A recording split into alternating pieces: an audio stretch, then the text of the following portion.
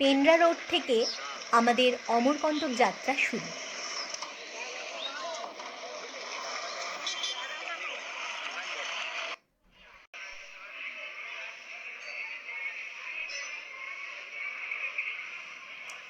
এই অমরকণ্টক একটি আধ্যাত্মিক জায়গা।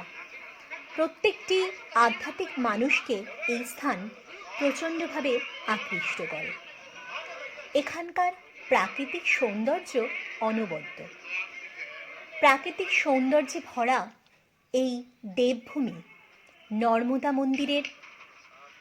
নর্মদার উদ্গমস্থল।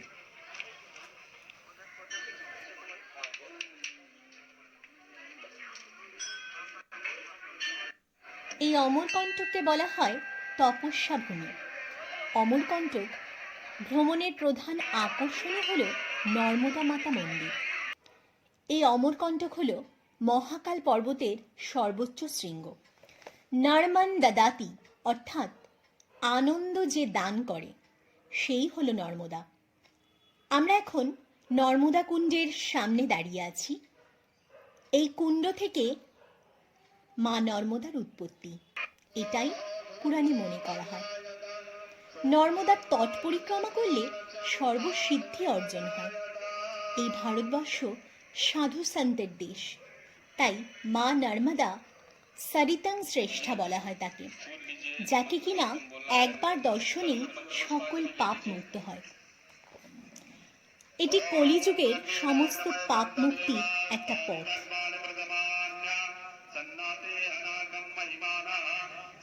এখন সন্ধ্যাবেলায় মা নর্মদার আরতি হচ্ছে।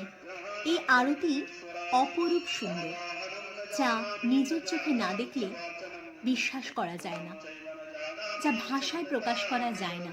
অনবদ্য এই রূপ।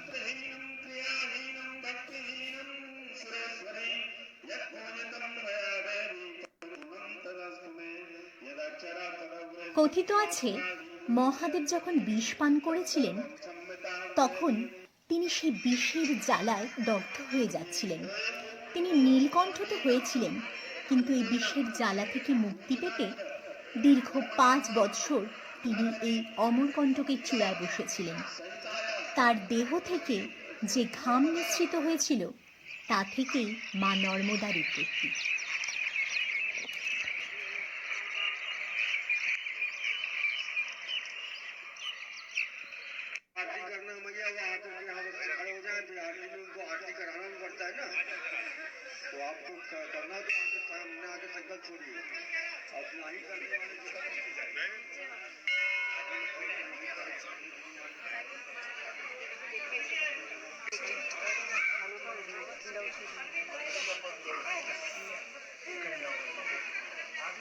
এটি কলিযুগের সমস্ত পাপ মুক্তির একটা পথ।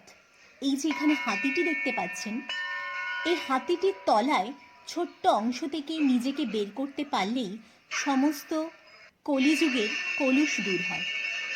এখানে দেখতে পাচ্ছেন অনেক শিব মূর্তি, আর এই হলেন আমাদের মা নর্মদা। তিনি জলের মধ্যে বিরাজ করছেন। কি অপরূপ শোভা তার! এটি হলো সূর্য মূর্তি। এই সেই হাতি যেখান থেকে পার হতে পারলে সমস্ত পাপ মুক্ত হয়। বলা হয় এই কলিযুগের সমস্ত পাপ এখান থেকে মুক্ত হওয়া যায়।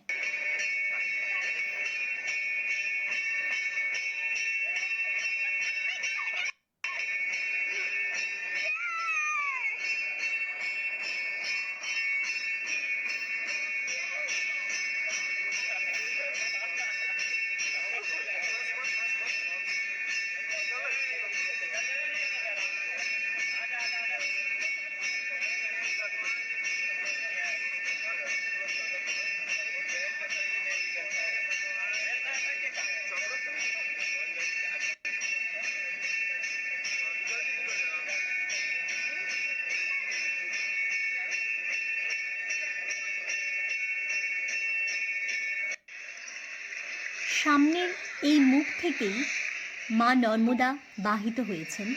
আর এখানে যে কুণ্ডটি দেখতে পাওয়া যাচ্ছে, এই কুণ্ডে স্নান করলে সমস্ত পাপ থেকে মুক্তি পাওয়া যায়। তাই প্রচুর মানুষ এই কুণ্ডে এসে স্নান করেন। দেখুন, এই যে মুখটি দেখা যাচ্ছে, এখান থেকেই মা নর্মদা প্রবাহিত হয়েছেন।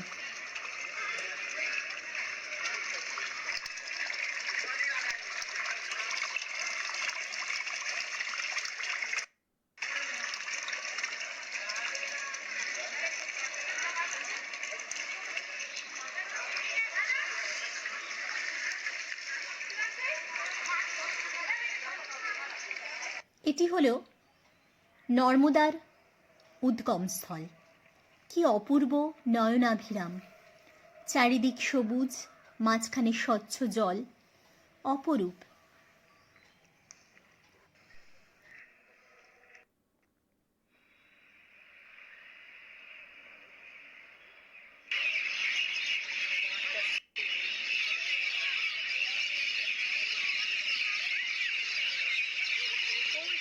সূর্য যখন অস্তগামী, তখন সমস্ত পাখিরা তার বাসায় ফিরছে। এই প্রাকৃতিক সৌন্দর্য অমরকণ্টকেই সম্ভব। অমরকণ্টকের প্রতিটি জীব যেন এটাই বুঝিয়ে যায় যে দেখুন কতটা প্রাকৃতিক সৌন্দর্য এখানে আছে, কতটা অনবদ্য এই অমরকণ্টকের রূপ। এখানে মা নর্মদা শিবের মতন দাঁড়িয়ে আছে। এখানে বলা হয় শিবের কন্যাই নর্মদা, তো তিনিও শিবের রূপে বাকছাল পরে নর্মদার জলে তার মূর্তিটা আমরা দেখতে পাচ্ছি।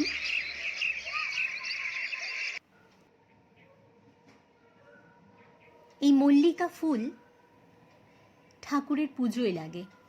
এই মল্লিকা ফুল দিয়ে মা নর্মদার পুজো করা হয় এবং শিবের মাথায় এই মল্লিকা ফুল শোভা পায়।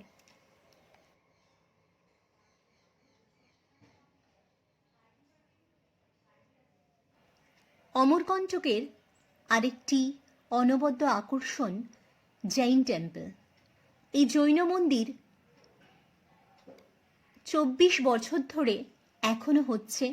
2000 সাল থেকে এটা শুরু হয়েছে। এর পরেও আরও 10 বছর লেগে যাবে এটি সম্পন্ন হতে। অপূর্ব শোভা, অপূর্ব কারুকার্য, স্থাপত্য, ভাস্কর্য মন জুড়িয়ে যায়।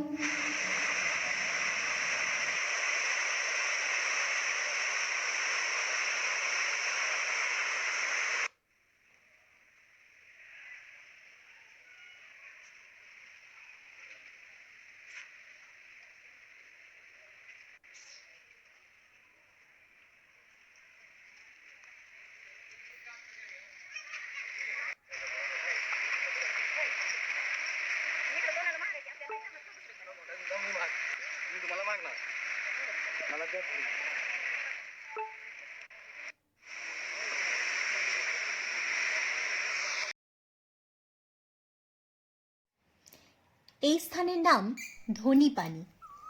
মহর্ষি ভৃগু ও তার শিষ্যেরা এখানে বসে জ্ঞান চর্চা করতেন। এই স্থান অতি পবিত্র। এখানে আজও একটি অগ্নিকুণ্ড জ্বলছে, যার চারিপাশে বসে মহর্ষি ভৃগু ও তার শিষ্যরা জ্ঞান চর্চা করতেন। এটি হলো একটি কুণ্ড।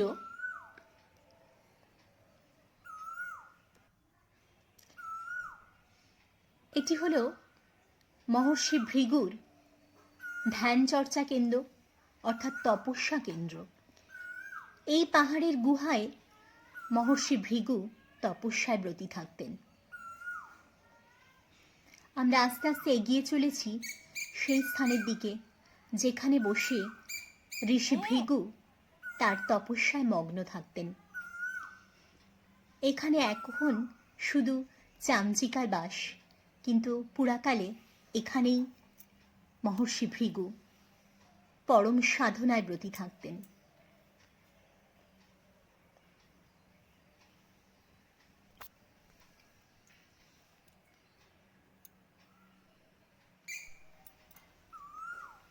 এখানে অনেক সাধকই রয়েছেন যারা আজও তপস্যা করছেন।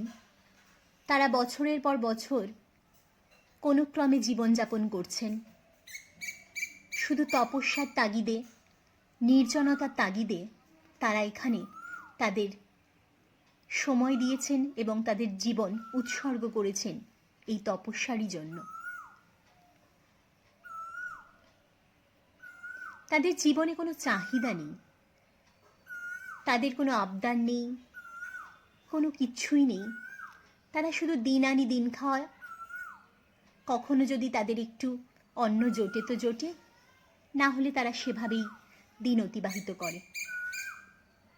এই হলো সেই ভৃগু কমণ্ডল, যেখানে ঋষি ভৃগুর কমণ্ডলটি রয়ে যায়, সেখানে আজও জল একইভাবে রয়েছে।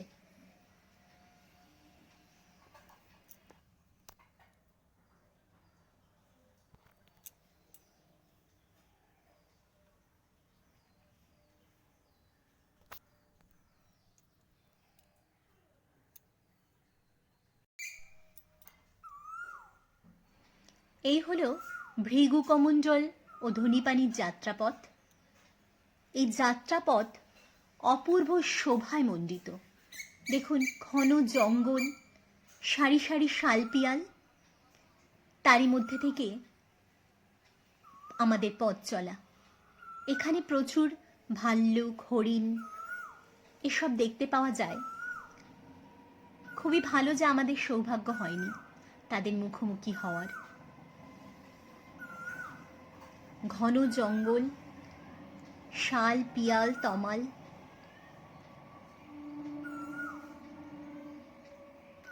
তখনকার দিনে এই কঠিন জীবনযাত্রায় সে সমস্ত তপস্বীরা অভ্যস্ত ছিলেন।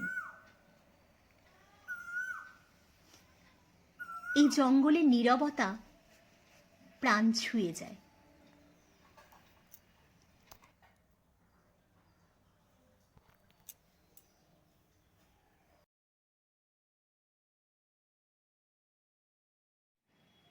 এটি আরএনডি নদীবক্ষের একটি গুহা। এই আরএনডি গুহা আমরা প্রবেশ করছি ধীরে ধীরে।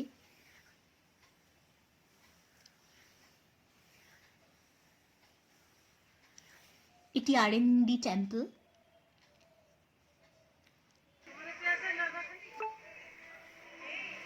এটি হলো কন্দমূল, যেটি কিনা শ্রী রামচন্দ্র যখন বনবাসে ছিলেন তখন তিনি এই কন্দমূল খেয়ে দিন অতিবাহিত করতেন।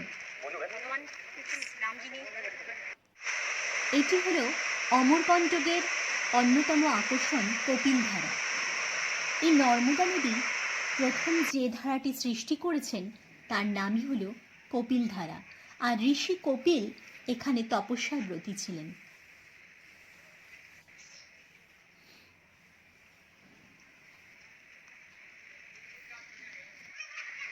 আমরা ধীরে ধীরে কপিলধারা দর্শন করে এগিয়ে চলেছি।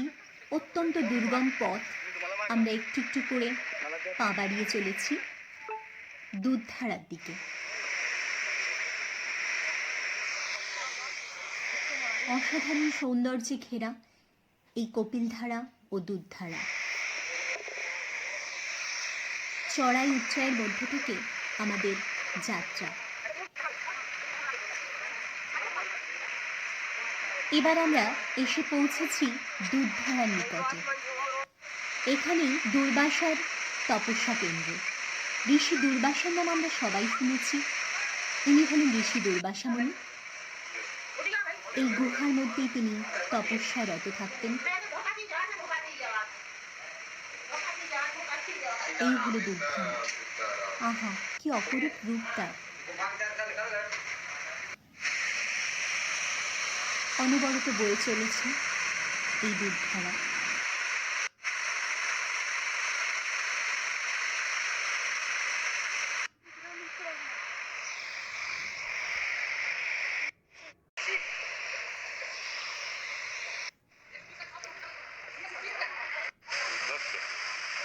বুঝতে পারিনি, জলটা পড়ে যখন তখন টের পাওয়া যায়।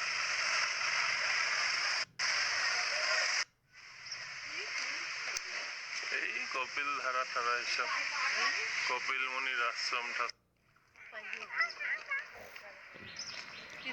এখানে আমরা যখন কপিলধারা দর্শন করতে যাই, সেদিন ছিল 26শে জানুয়ারি, অর্থাৎ প্রজাতন্ত্র দিবস। তাই সবাই মিলে আমাদের এই দেশের একটি মহান দিন উদযাপন করতে প্রত্যেকেই মেতে উঠেছে।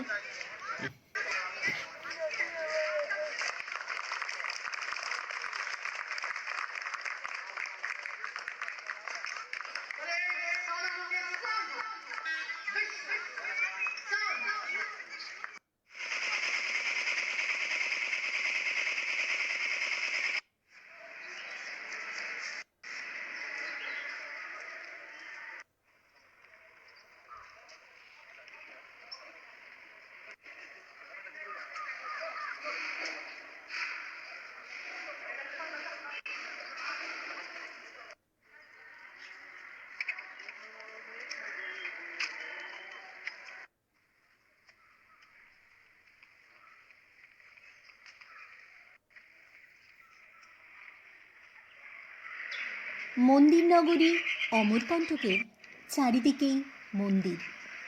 এখানে পাতালেশ্বর শিব বিরাজ করেন। এই কালাচুরি মন্দির গোষ্ঠী অপূর্ব দেখতে।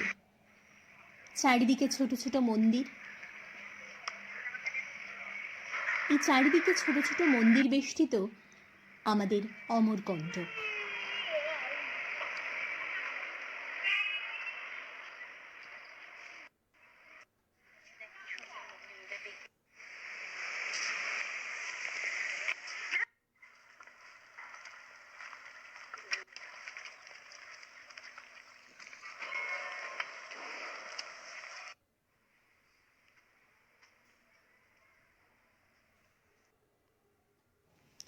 এটি শ্রীযন্ত্র মন্দির। নর্মদা নদীর উৎপত্তিস্থল থেকে মাত্র 1.5 কিলোমিটারের মধ্যেই এই মন্দির। এটি মহাকাল মহারুদ্রের মন্দির, যেখানে মহাকাল মহারুদ্র বিরাজ করছেন।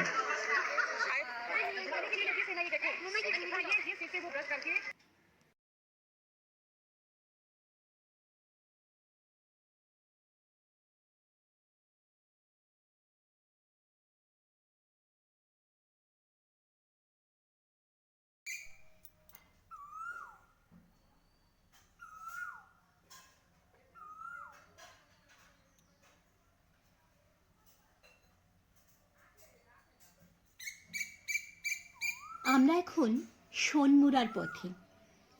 সোনমুড়া যেতে যেতে পথের প্রাকৃতিক সৌন্দর্য আমাদেরকে প্রচণ্ডভাবে আকৃষ্ট করে। চারিদিকে রামের সেনাবাহিনী ঘুরে বেড়াচ্ছে।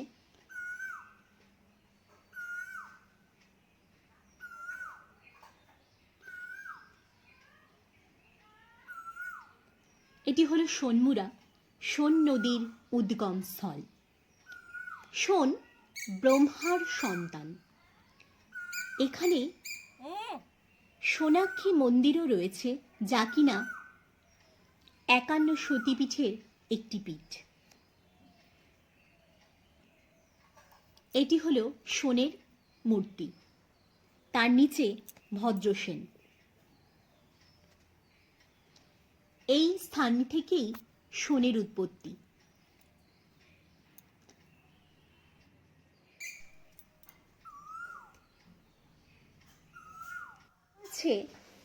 কথিত আছে, সোন এবং নর্মদার বিবাহ স্থির হলে নর্মদা তার সহেলি জহিলাকে পাঠিয়েছিল সোনকে দেখতে। সোন কেমন দেখতে সেটা দেখতে জহিলা যখন আসে, তখন সোনের অপরূপ রূপে মুগ্ধ হয়ে যায় এবং তার সাথে বিবাহ বন্ধনে আবদ্ধ হওয়ার জন্য তারা বসে পড়ে। যখন তাদের বিয়ে হচ্ছিল, এমন সময় নর্মদা সেখানে এসে উপস্থিত হয় এবং নর্মদা তার সহেলি জহিলাকে দেখে প্রচণ্ড ক্রুদ্ধ হয়ে তাকে ছুঁড়ে ফেলে দেয়। তাই এই ঘটনার পর থেকে সোন এবং নর্মদা দুজনেই উভয়ের বিপরীতে বয়ে চলেছে।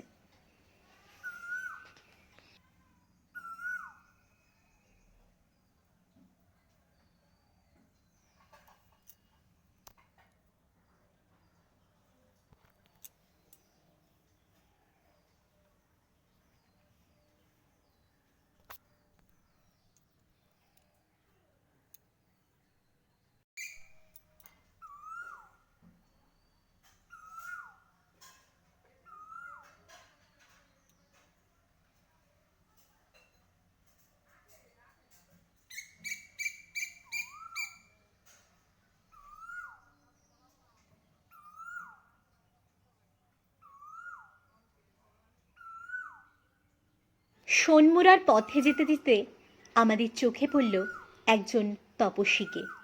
উনি দীর্ঘ 20 বছর এখানে রয়েছেন। উনি অত্যন্ত ভালো মানুষ।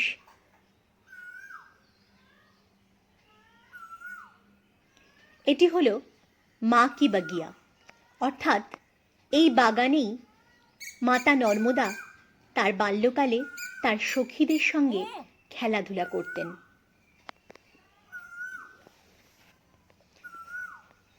এই স্থানে বিবিধ প্রকারের আয়ুর্বেদিক চিকিৎসা কেন্দ্র রয়েছে।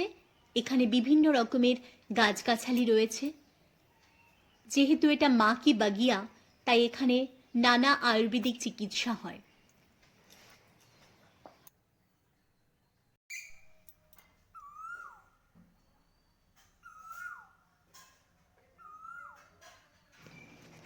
মাতা নর্মদাকে পরিক্রমা করতে বহু মানুষ দূর দূর থেকে আগত হয়েছেন। তারা মাসের পর মাস মা নর্মদাকে পরিক্রমায় রত।